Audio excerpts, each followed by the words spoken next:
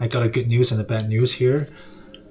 Good news, I finished the race at a pretty ideal pace as what I wanted to. The bad news is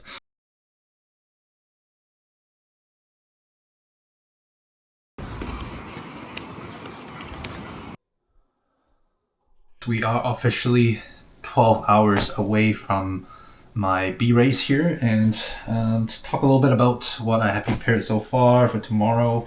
The biggest thing for me for tomorrow, one of the things is fueling. I think one of the things that I have to get used to are these new gels that I'm going to take. These are all gels that I will be using in my A race, right, in my marathon. So I just want to practice that tomorrow. I have two 40-gram gel and then two 23, 20-ish grams. So the goal is to have that 60 grams per hour. That's my aim. I'm going to actually take one of them right before I start so that I don't have to take anything on the first 30 minutes. That's the goal. Yeah, and then I have my chest straps. This is also my favorite thing. I tend to have a really cold hand on a very cold weather outside, and my watch doesn't quite work on the heart rate sensor. This is my game changer. It would really track my heart rate really well. Yeah, those are the main things that I look after from a gear standpoint. So for tomorrow, the strategy and what I'm going to test is pacing, basically. So I'm going at, my target goal is to finish the race at 5 minute 20 seconds pace per kilometers.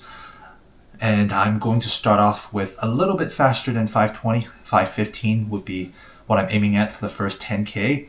And I'll see how that goes. If that goes too fast, I'll slow down a little bit at 5:20. Yeah, that's pretty much it. I'm gonna prepare to head to bed.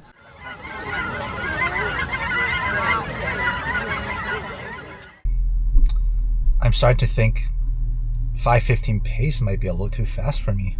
I haven't run at that pace for more than 10K, but you know, we'll see. I'll still keep that pace and try to do that. Right now it is 2 to 3 degrees Celsius outside. It's pretty cold. I tend to prone to have problems with cold hands during this type of weather. That is the only thing I'm worried about, other than the pace itself. Maybe we'll do some warm up and we'll get started. Are we ready to get nice and warm? Yeah! Yes, there we go. Let's start marching on the spot. Joe, let's get a bit more volume happening there. Okay, chest up, knees up. Last of all, one hand up in the air.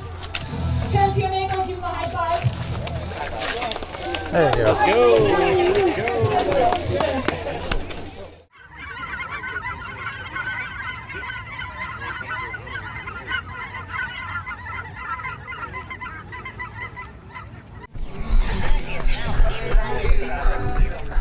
Felix across the finish line. Great job. There's Kate across the finish line. Great job. All right, officially done. Actually, I was able to do a 1 hour 54 minutes, so that's definitely faster than my original thought pace at 5:25, which is great. I was able to finish off pretty strong as well. I feel like I still have something to tank, which is awesome. That's exactly what I want. Yeah, other than that, it was a great run, great weather, great vibe, small race, I like that. And I'll do more reflection at home. Alright, I'm officially back from the race here. I got a good news and a bad news here. The good news is the race went pretty well, and I would say the pace, the speed, the weather, everything was as planned, and I still have a big remaining 7 weeks, 6 to 7 weeks of training that I have to do, so I'm not going to push myself too hard. The bad news is all the footage that I took during the race is unusable. It is totally my bad. I did not have the right settings on my action camera. I did record the whole thing, but none of those footage are good enough for me to show.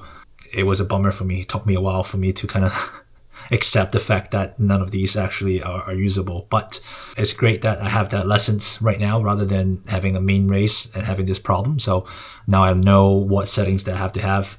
Yeah, we'll move on from that. Let's do a quick race recap here.